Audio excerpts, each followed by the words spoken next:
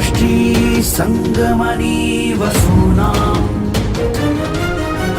चिकितुषी प्रथमा यज्ञियानां तां मा देवा व्यदध पुरुत्रा भूरिस्थात्रां भूय विषयन्ति। भारत विक्रम, भारत वर्ष की अक्षय कीर्ति गाथा।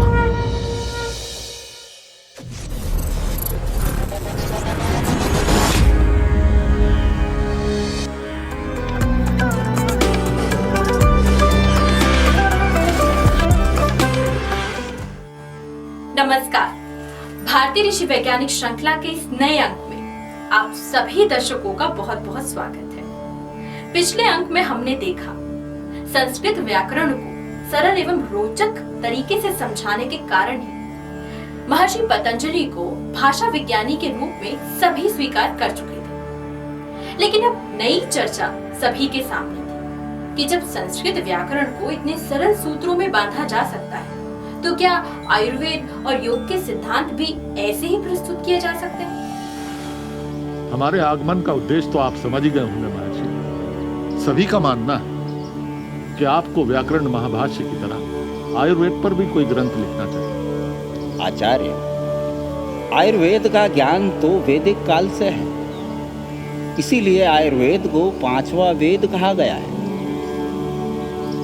इससे पहले भी कितने ही प्राणाचार्य विस्तार से इसे कह चुके हैं।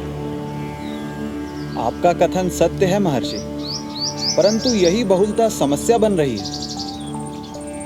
सभी का अनुरोध है कि आपको सभी ग्रंथों का अध्ययन कर अपने सूत्र देना चाहिए। हाँ महर्षि, समस्त ग्रंथों और संहिताओं के होते हुए भी संसार को आयुर्वेद पर पतंजलि के सूत्रों की आवश्यकता है। महर्षि पतंजलि के भाषा विज्ञान सभी को प्रभावित किया। यही कारण था कि उन्हें आयुर्वेद पर ग्रंथ लिखने को कहा गया। कहा जाता है कि आयुर्वेद के कई ग्रंथों का उन्होंने अध्ययन किया और आयुर्वेद पर पतंजलि सूत्र दिए, जिनमें विभिन्न रोगों और औषधियों का वर्णन है। उनकी स्वीकार्यता की हद तो ये है कि विद्वान कहते हैं कि महर्षि पतंजलि ने चरक नामक एक आयुर्वेद ग्रंथ लिखा, जो कि चरक संहिता कहलाता है। अब उन्होंने चरक संहिता लिखी है या नहीं लिखी है, इस पर कई मत हैं, पर एक ऐसा ग्रंथ है जिस पर कोई बहस या कोई संदेह नहीं है, वो है पातंजल योग सूत्र, जो कि यौगिक साइंस की नींव है। पातंजल योग सूत्र योग दर्शन का मूल ग्रंथ है। पातंजल योग सूत्र में 195 सूत्र हैं, जिनमें पतंजलि के योग दर्शन को 4 भागों या पादों में विभाजित किया गया है। ये 4 भाग हैं समाधिपाद, साधनपाद, विभूतिपाद और कैवल्यपाद। समाधिपाद पतंजलि योग सूत्र का प्रथम पाद है। इसमें समाधि के वर्णन के साथ योग के विभिन्न साधनों को शामिल किया गया है। अगला भाग साधन पाद है, जिसमें एक नए या प्रारंभिक साधक के लिए योग के साधनों का वर्णन है, जिनसे योग का मार्ग प्रशस्त होता है। तीसरे भाग में श्रद्धा पूर्वक किए गए योग के अनुष्ठान से प्राप्त होने वाली विविध प्रकार की सिद्धियों अर्थात विभूतियों का वर्णन है। इसे विभूतिपाद कहा जाता है। अंतिम और चौथा पाद है कैवल्य पाद, जिसमें कैवल्य भाव की प्राप्ति या आत्मा के अपने शुद्धतम स्वरूप में स्थित होने के विषय में कहा गया है। पातंजल योग सूत्र के 4 भाग, जो कि योग की एक पूरी यात्रा है। महर्षि पतंजलि के योग सूत्र साधक को उंगली पकड़कर ऐसी यात्रा पर ले जाते हैं जिसकी मंजिल योग है। वही योग जिसे कहीं आत्मा का परमात्मा से मिलन कहा गया, तो कहीं स्वयं से साक्षात्कार। महर्षि पतंजलि के योग सूत्र योग से जुड़े सभी प्रश्नों के उत्तर देते हैं। शैली बिल्कुल महाभाष्य वाली, यहाँ तक कि पहला सूत्र भी मिलता जुलता है। अथ योग अनुशासनम, अर्थात अब हम योग का अनुशासन आरंभ करते हैं। गुरुवर, अथ का प्रयोग हम वैदिक ग्रंथों के आरंभ में देखते हैं। हाँ, आपने महाभाष्य का प्रथम सूत्र भी अथ से ही आरंभ किया है। हम सभी यहाँ जानते हैं कि यहाँ मंगलाचरण का सूचक है, परंतु महाभाष्य के पश्चात पुनः इसका प्रयोग निश्चय ही साधारण नहीं हो सकता। पुत्र, तुम सत्य कह रहे हो। अथ का अर्थ साधारण तो नहीं है। अथ का अर्थ यहाँ अब ही है। परंतु जब मैं कहता हूं कि इस ग्रंथ में प्रवेश करते हैं, तो इसका अर्थ है कि इसके पूर्व तुम सभी किन्हीं निर्देशों को पूर्ण कर चुके हो या किन्हीं योग्यताओं का पालन कर चुके हो, और अब हम योग अनुशासन का आरंभ करते हैं। कैसा निर्देश, कैसी योग्यताएं, क्या हमने वो पूर्ण कर ली है? गुरुवर, ये योग्यताएं क्या है, स्पष्ट कीजिए ताकि हमारा भ्रम दूर हो और भविष्य में इस ग्रंथ में प्रवेश करने हेतु सभी ये समझ सकें कि किन निर्देशों का पालन करना है। तुम सभी ने उचित कहा। जिज्ञासा आपको ग्रंथों तक तो ला सकती है, किंतु ग्रंथ में छिपे ज्ञान को प्राप्त करने के लिए मात्र जिज्ञासा पर्याप्त नहीं है। वास्तव में योग सूत्र, महाभाष्य या अन्य वैदिक ग्रंथों में अथ का अर्थ है साधन चतुष्ट के पश्चात अब हम आरंभ करते हैं। साधन चतुष्ट अर्थात 4 साधन या योग्यताएं जिन्हें पूर्ण करने के पश्चात ही ग्रंथ में प्रवेश करना उचित है। परंतु वो 4 साधन हैं क्या? साधन चतुष्ट अर्थात विवेक, वैराग्य, शम दम शट संपत्ति का अर्जन और मुमुक्षुत्व, ये 4 साधन पूर्ण करने के पश्चात मैं कहता हूं अथ योग अनुशासनम। 4 साधनों को पूरा करने के बाद ग्रंथ में प्रवेश सही तो है। एक स्टूडेंट के रूप में यदि आप कोई नॉलेज नहीं समझना चाहते तो उस पर समय क्यों खराब करते? आप कॉलेज में तभी प्रवेश करते हैं जब आप पिछली कक्षा पास कर चुके हो। एक छोटे से शब्द में इतनी बड़ी बात, इतनी प्रैक्टिकल बात एक वैदिक ऋषि ही समझा सकते हैं। वैसे तो इन 4 साधनों को विस्तार से समझने का बहुत मन था, लेकिन अभी के लिए ये मान लेते हैं कि ये 4 चीजें बहुत जरूरी हैं, जिनको समझने के बाद योग को समझा जा सकता है। तो अभी समझते हैं कि महर्षि पतंजलि योग के बारे में क्या कह रहे हैं। योगः चित्तवृत्ति निरोधः, अर्थात चित्त की वृत्तियों का रुक जाना ही योग है। गुरुवर, मैं जानता हूं कि अब तुम्हें जानना है कि चित्त क्या है, वृत्तियां क्या हैं, या इनके रुकने से क्या अर्थ है। चित्त का अर्थ तो मन होना चाहिए। हम सभी यही जानते हैं कि मन ना भटके और ईश्वर में लगे, यही योग है। और वृत्ति मन का ही भाव है। और जहाँ तक मैं समझ पा रहा हूँ कि निरोध का अर्थ है रोक देना। तुम सभी भ्रम में हो। ना मन चित्त है और ना ही उसे रोकना है। निरोध का अर्थ यहाँ रोकना नहीं, वरन स्वयं रुक जाना है। ऐसी स्थिति जहाँ चित्त स्वयं ठहर जाए।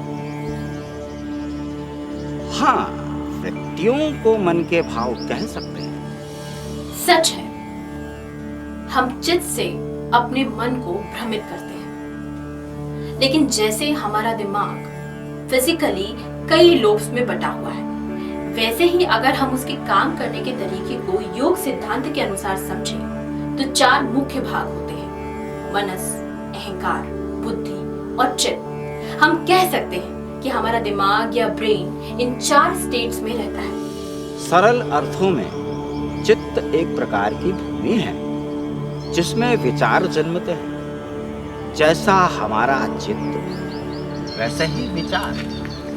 यह भूमि शिव, विक्षिप्त, मूढ़, एकाग्र एवं निरुद्ध, इन 5 प्रकार की कही जा सकती है, जिनमें क्षिप्त निम्न है एवं निरुद्ध श्रेष्ठ है।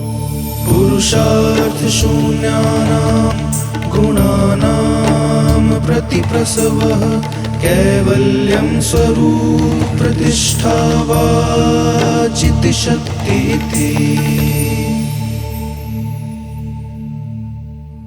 श्री कृष्ण कह रहे हैं कि हे धनंजय, आसक्ति को त्याग कर सिद्धि और असिद्धि में संभाव होकर योग में स्थित होकर कर्म करो। ये संभाव ही योग है। श्री कृष्ण जी जो कह रहे हैं वही महर्षि पतंजलि भी कह रहे हैं। एक ऐसी अवस्था जहां जय पराजय, सुख दुख, सफलता असफलता में कोई अंतर ना हो, वही योग है। परंतु ऐसी स्थिति आएगी कैसे? गुरुवर, हम समझ गए हैं कि योग की स्थिति में साधक या दृष्टा की रूप अर्थात चेतन मात्र की स्थिति हो जाती है और वो अपने आत्म स्वरूप का साक्षात्कार करता है। ठीक इसके उलट, यदि योग स्थिति ना हो तो दृष्टावृत्ति अपने सदर स्वरूप में होती है, अर्थात जैसी वृत्ति वैसा स्वरूप प्रतीत होता है। अर्थात दुख में है तो दुखी, सुख में है तो सुखी। अर्थात योग की स्थिति श्रेष्ठ है, परंतु इस स्थिति को प्राप्त करने का साधन क्या है? यम, नियम, आसन, प्राणायाम, प्रत्याहार, धारणा, ध्यान एवं समाधि, यही योग के 8 अंग हैं। ये वो 8 सीढ़ियां हैं जिनसे मनुष्य योग की सर्वोच्च स्थिति को प्राप्त करता है। पश्चिम का मनोविज्ञान मन और मस्तिष्क को समझने का दावा करता है और ये बताता है कि हम अलग अलग मन की स्थिति या मेंटल स्टेट में होते हैं।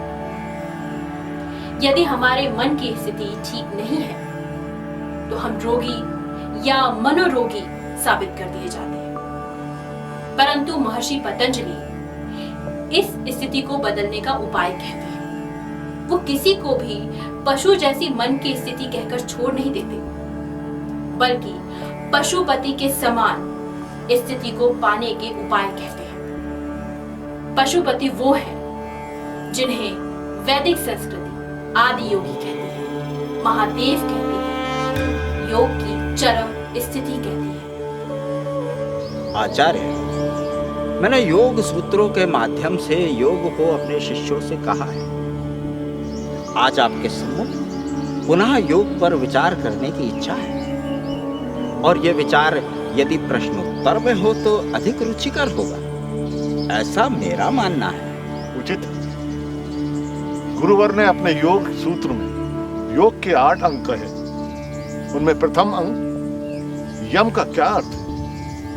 अहिंसा, सत्य, अस्तेय, ब्रह्मचर्य, अपरिग्रह, यमः, अर्थात मन, कर्म, वचन से अहिंसा रखना, सदैव सत्य वचन बोलना। अस्तेय अर्थात कभी चोरी न करने या किसी दूसरे की वस्तु को अपना न मानने का भाव रखना। ब्रह्मचार्य अर्थात स्वयं को ब्रह्म के दिनचर्या के लिए सदैव तैयार रखना। अपरिग्रह अर्थात संग्रह की प्रवृत्ति न रखना। ये सभी यम है। योग सूत्र का अगला अंग है नियम। इसे कहें शौच, संतोष, तपः, स्वाध्याय, ईश्वर, प्राणिधानानि, नियमः। सूत्र सही है।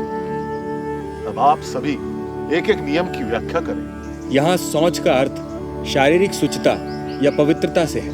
पुत्र, शारीरिक ही नहीं अपितु शारीरिक और मानसिक दोनों पवित्रता आवश्यक है। शरीर को शुद्ध रखना है और विचारों को पवित्र। संतोष का अर्थ जितना प्राप्त हो उसमें संतुष्ट रहने से। पुत्र, स्मरण रहे कि ईश्वर ने जो सामर्थ्य प्रदान किया है उसका पूर्ण उपयोग आवश्यक है। उसके पश्चात जो परिणाम हो उससे संतुष्ट रहना ही संतोष है। अगला नियम तप है। हम कथाओं में तप को तपस्या के रूप में देखते हैं। क्या यहाँ भी वही अर्थ समझे? ये मेरा प्रश्न है गुरुवर। तप का अर्थ द्वंद्व की स्थिति में स्वयं को स्थिर रखने से है, अर्थात विपरीत परिस्थितियों में स्वयं को स्थिर रखना ही तप है। तपस्या में भी यही भाव होता है। उचित है मुनिवर। अब स्वाध्याय के विषय में कहें। मेरी दृष्टि में वेद वेदांगों का अध्ययन करना ही स्वाध्याय है। साधक जो अपने वेदों का अध्ययन करेगा वही अपने वैदिक स्वरूप को समझेगा, और यही योग का उद्देश्य भी है। अंतिम नियम है ईश्वर प्राणिधान, जिसकी व्याख्या हम स्वयं महर्षि के मुख से सुनना चाहेंगे। ईश्वर प्राणिधान का अर्थ है अपने कर्मों को ईश्वर को समर्पित करने का भाव। ईश्वर प्राणिधान में साधक स्वयं को कर्मों का निमित्त एवं उसके फल को ईश्वर की कृपा मानता है। ईश्वर प्राणिधान ही साधक को समाधि की ओर अग्रसर करता है। ईश्वर प्राणिधान को अगर सरल शब्दों में कहें तो भगवान पर सब छोड़ देना है। महर्षि पतंजलि के योग सूत्र या योग दर्शन की समानता सांख्य दर्शन से बताई गई है, लेकिन ईश्वर की इस प्रकार स्वीकार्यता ही पतंजलि के योग दर्शन को सांख्य दर्शन से अलग बताती है। अब आप ये सोच रहे होंगे कि हम योगिक साइंस से कुछ अलग ही बात कर रहे हैं, तो आप सही सोच रहे हैं, क्योंकि योगिक साइंस के नाम से ही अष्टांग योग में केवल एक ही अंग प्रचलित है, क्योंकि इस पर सबसे ज्यादा बात की गई है। लेकिन आज आप समझ जाएंगे कि योग इतना सीमित नहीं है, और जिस पर हम बात कर रहे हैं वो अष्टांग योग का अगला अंग है, जिसका नाम है आसन। स्थिर सुखम आसनम, अर्थात आसन वह स्थिति है जिसमें साधक एकाग्रता के साथ अधिक समय तक बैठ सके।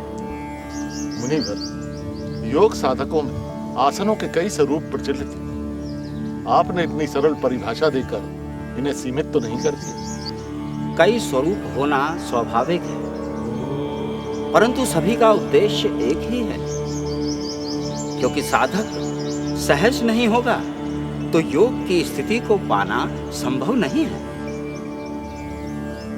अब आचार्य योग सूत्र कहेंगे और व्याख्या आप सभी करेंगे। तस्मिन् सति श्वास प्रश्वासयो गति विच्छेदः प्राणायाम, अर्थात आसन के पश्चात अपनी प्राण वायु को अंदर लेने और बाहर छोड़ने की सहज गति के सामर्थ्य के अनुरूप रोकने या नियंत्रित करने के अभ्यास को प्राणायाम कहते हैं। थोड़ा रुकिए। योग के अगले अंग के बारे में बताने से पहले मैं आपसे कुछ कहना चाहूंगी। योग विज्ञान आज के विज्ञान से बहुत आगे है। वैसे योग के स्वास्थ्य और जीवन से जुड़े साधारण लाभों की सूची विभूतिपाद में महर्षि पतंजलि ने दी है, जिसे सुनकर आप चकित रह जाएंगे। लेकिन इसके बाद भी अगर आप योग और विज्ञान की तुलना करना चाहते हैं तो आपको इस प्रयोग के बारे में जरूर जानना चाहिए।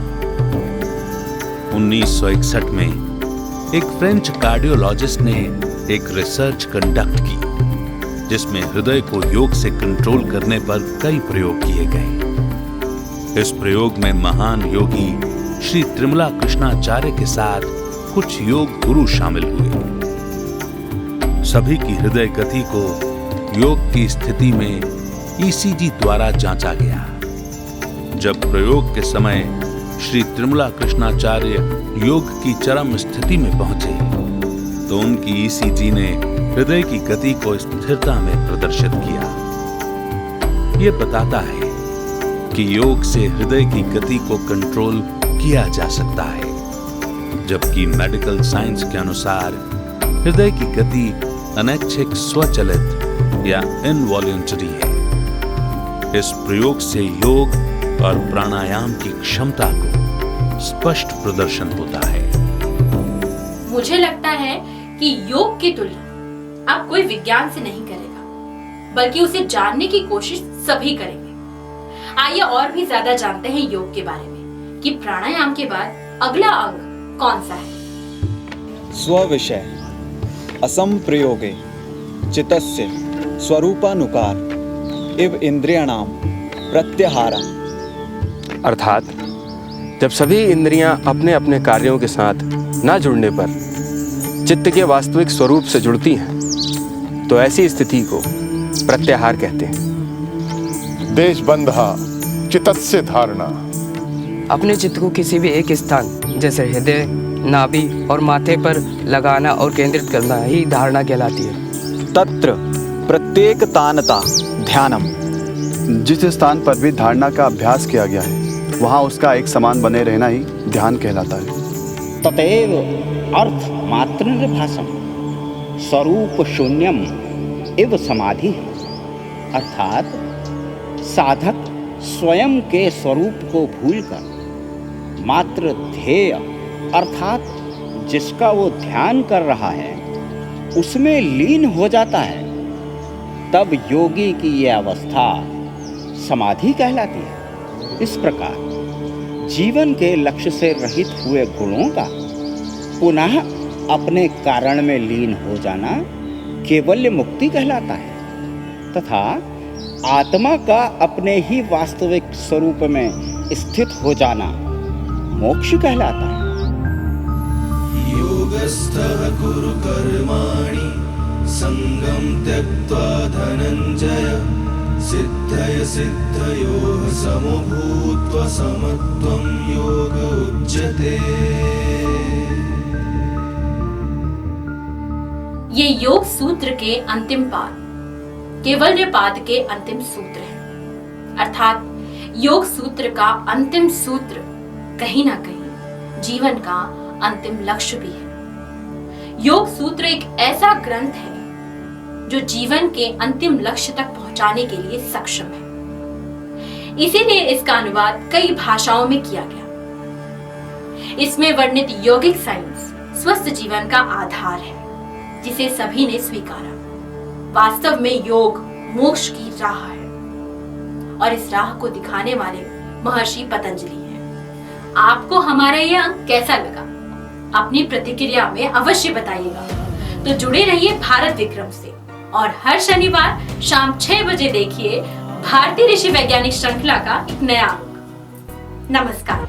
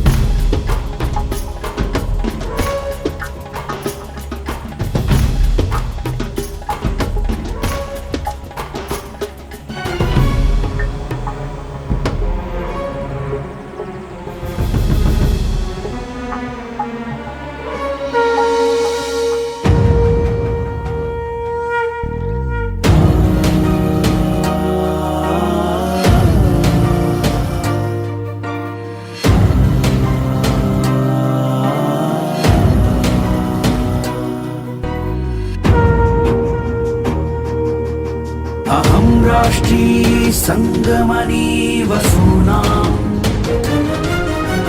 चिकितुषी प्रथमा यज्ञियानां तां मा देवा व्यदध पुरुत्रा हृदिस्थात्रां भूय विशयन्ति। भारत विक्रम, भारतवर्ष की अक्षय कीर्ति गाथा।